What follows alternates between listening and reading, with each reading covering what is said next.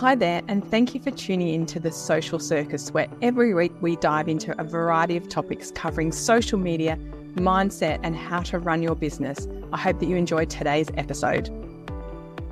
Welcome, my lovely listeners, and welcome to another episode of the Social Circus. I am your host, Sarah Thompson. Each and every week I pop into your ears wherever you are listening. And this week I have a wonderful guest, the lovely Megan from Megaglow Yoga. Welcome, Megan. Hi, Sarah. Thank you. Well, I was going to welcome you too, but you can say welcome as well. Welcome to my studios. I'm so excited to have you on because I do try and have a variety of different guests, and often we talk, I'm not saying boring business topics, but we often dive into intense business topics and talk a lot of stuff. But today we're going to be talking about a little bit of self-care and taking care of ourselves when we sit our bums at our desk for long periods of time. But before we dive into that, Megs, I'd love you to tell us a little bit about yourself and your business.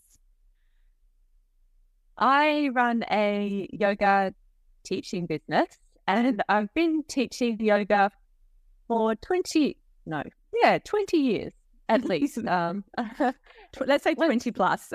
Yeah. Once you get into double digits, it gets hard to keep up. Absolutely, it does. I think therefore, we need to also forgive the older generations for when they forget things, because we're already forgetting things. Oh my goodness, yes. Yeah, I started off my yoga journey before I had children, and just delved into it so deeply that I couldn't really look back. And it wasn't until after my first child that I had to let go of the business I had before that, which was massage therapy.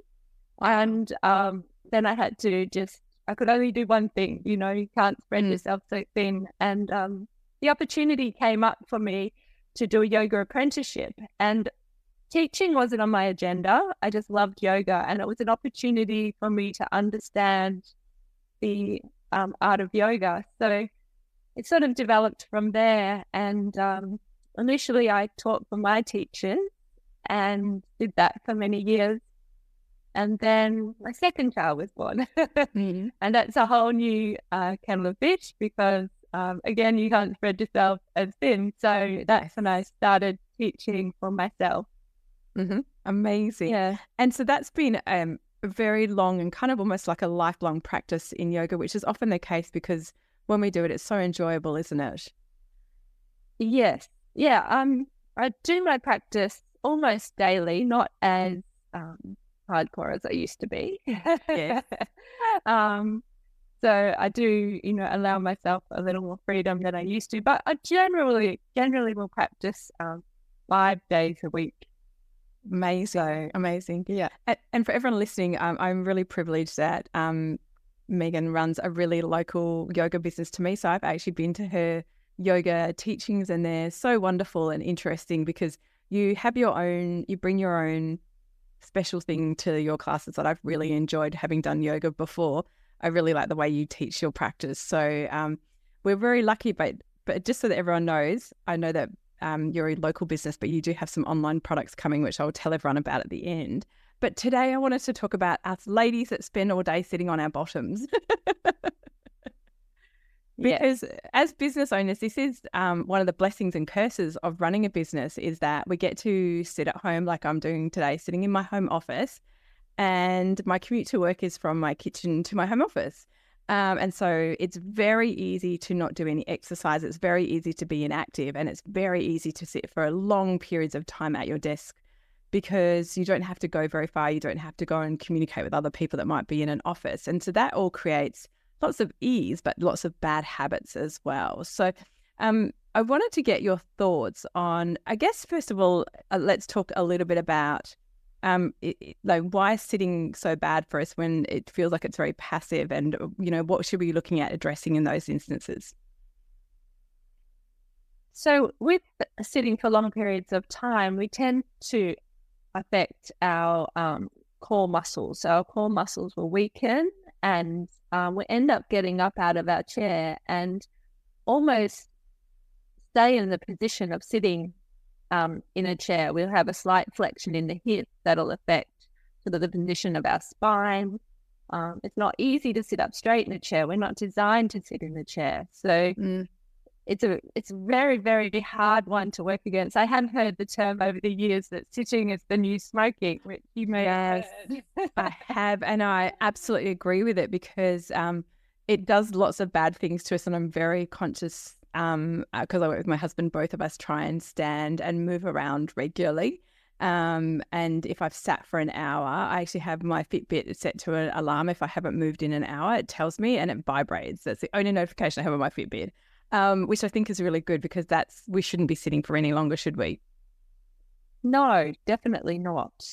I'm very lucky in the sense that because I'm teaching yoga, my work makes me move. Even though running a small business, you have to still spend those hours at your desk. So yes, I've actually, even with, being lucky for that, I really appreciated it being like with your digital queens, with you having the 45-minute blocks that we work in. It's just it's a great opportunity to remind yourself it's okay to get up. It's okay to go do something else.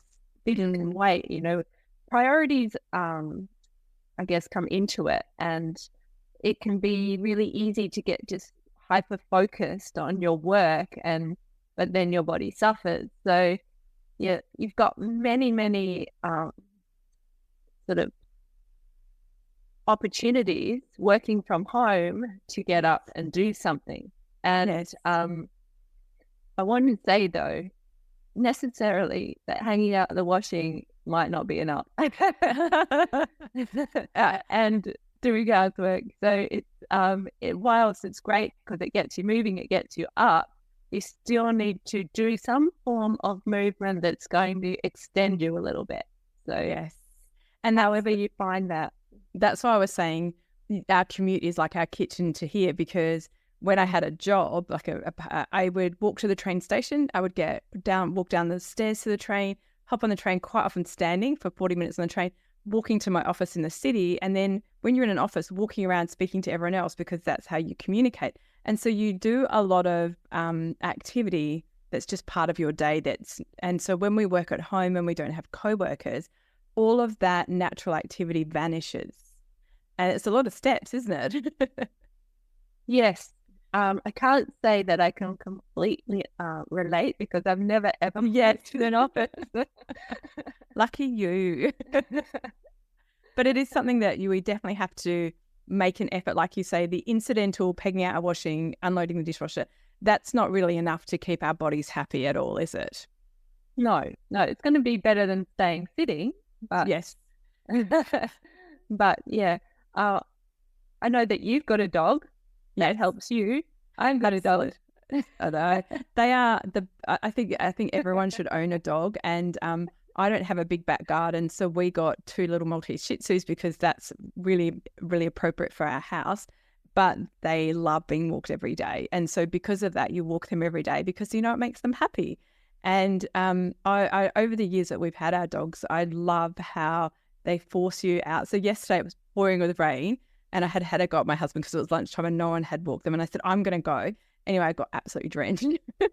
But I still went because the doggies will be grumpy if you don't. So they're very good for keeping you exercising. They definitely are. It's one of my my me times, because as much as I love yoga, and yoga is my meditation practice, and it, the way I get sort of my body moving and challenge my strength, my flexibility in a gentle way, as you know from coming to my classes. I always like to tell people it's better just to move to a level that you're comfortable with.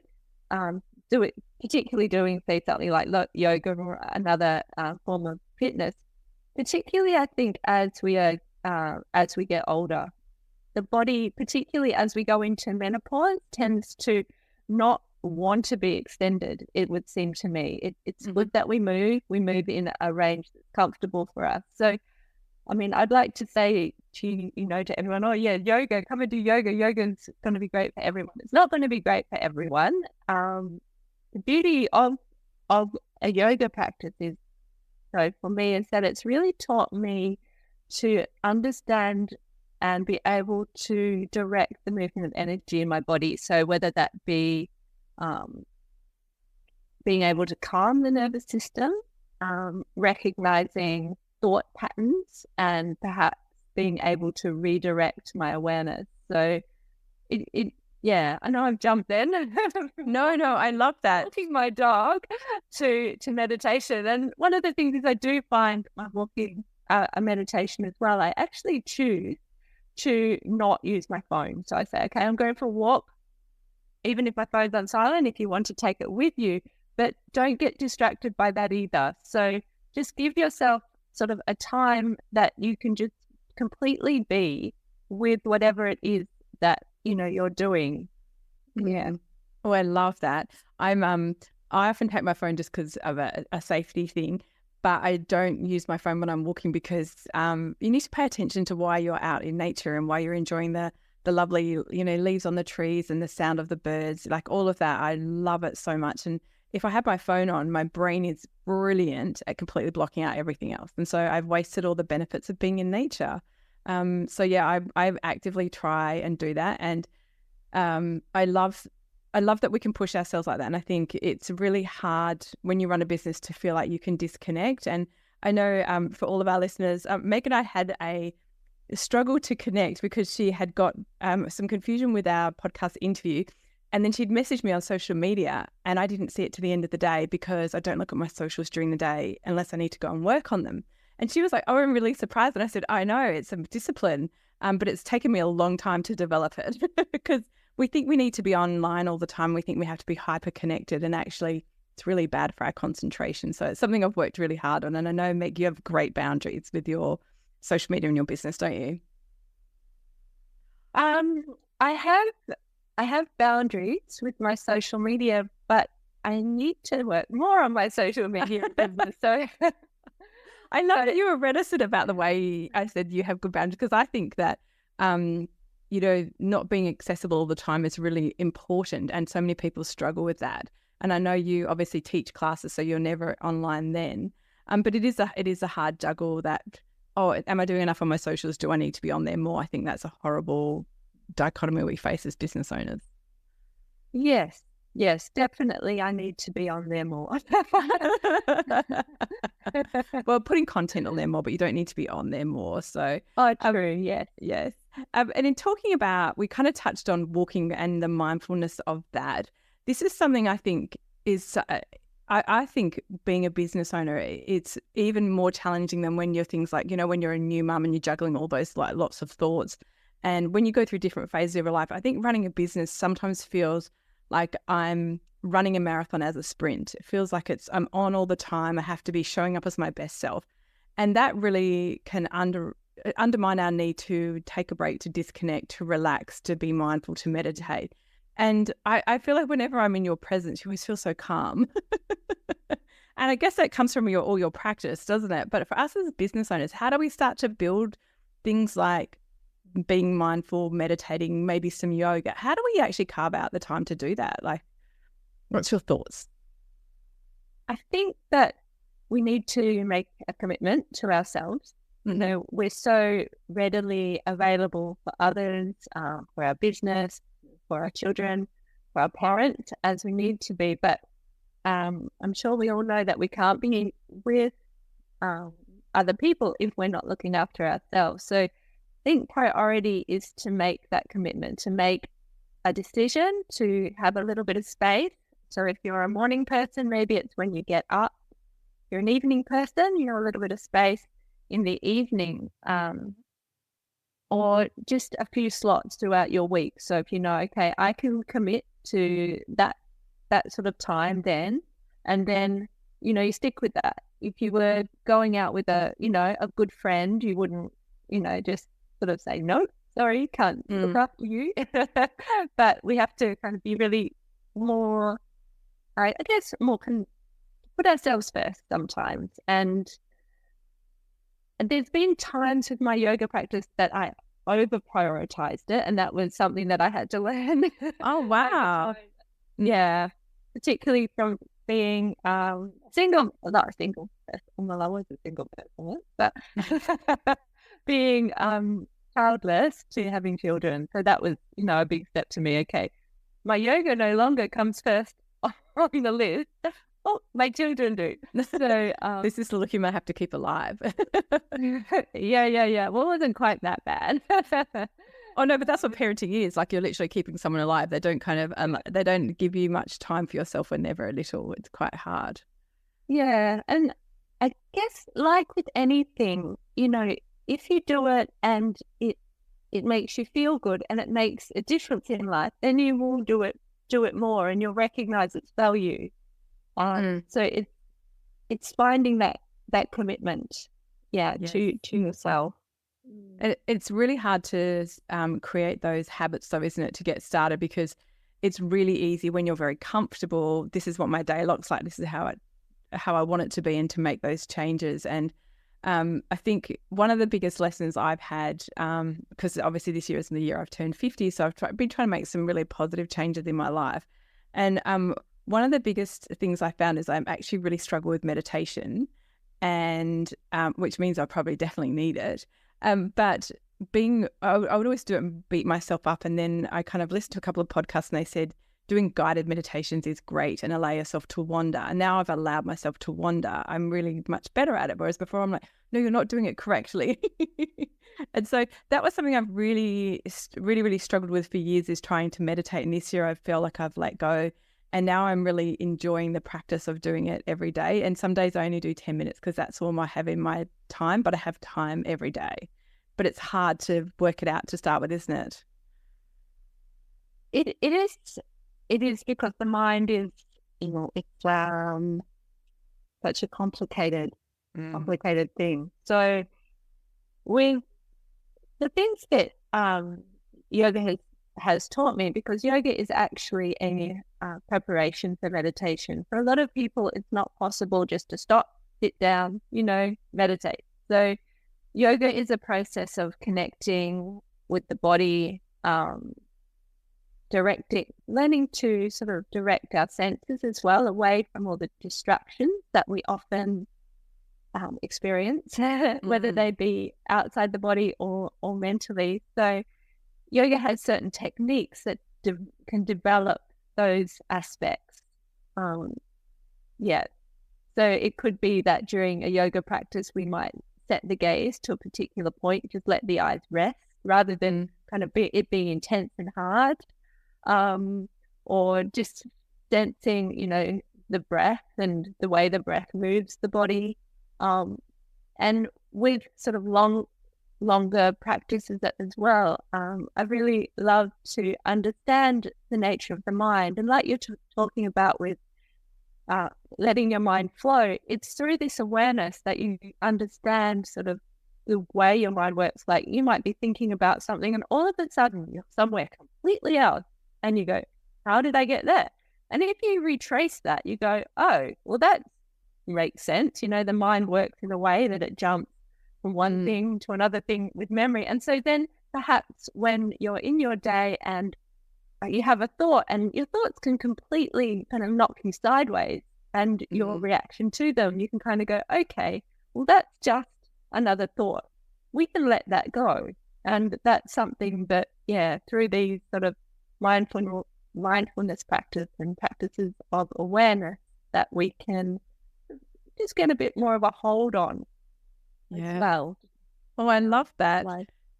It's not something I've thought about doing, is having those control over our thoughts. I think that's something that we often feel like controls us. And when we have so much noise, then our thoughts get louder and more crazy, because it's trying to compete with so much going on, and bringing that quiet awareness. So during our busy days, how can we bring some more movement, some more mindfulness into our day when we work at home and we're always busy? So a couple of tips from you, my lovely. Okay. Whether or not, if you don't have any experience in yoga, or you would like to have one, I do have some online classes available. So I've created an on-demand video library. And it's quite funny, because initially I started out doing full-length classes, which I'm still doing. It's actually a really good deal. One of the people who uses my on-demand library, there's like, what? Full classes? Oh my goodness. He loves it. He like messages me all the time going, I love this. Thank you so much for making such a difference to my life kind of thing. Yeah, it's really sweet. And so what I wanted to say was I started out with full length, but I'm starting to slowly realize as I'm meeting more busy women, not everyone's going to want to spend as much time as I do on the yoga mat. Yes, correct.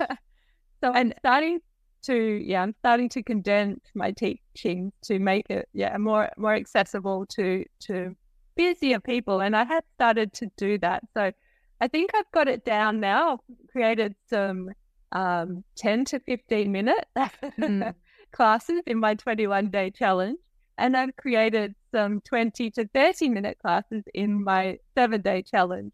And amazing. In my video library, they kind of go up from there. So if you wanted some help, you could look at that. Mind you, there's many other places you could do it. So I love that. So for all of the listeners, all of the links for Meg's social media, where she shares lots of great video tutorials on as well, and all of her website will all be in the show notes. So if you would like to check out her video library, or you'd like to just watch some of the free content she puts out on her socials, which I really love, I would really recommend you check out all those. So yeah, amazing. Thanks, Megan. Thank you, Sarah. Oh, so I've kind of wrapped you up inadvertently then.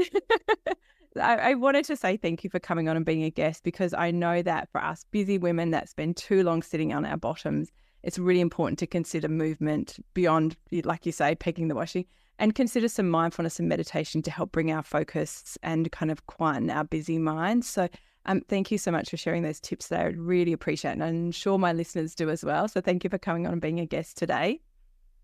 Thank you so much for inviting me, Sarah. It's been a privilege, and thank you. My pleasure. And to all of my lovely listeners, I sincerely hope that you will go and check out, particularly Megan's socials, to have a little look at what she does. Like she said, she has some amazing video libraries that you can look at as well.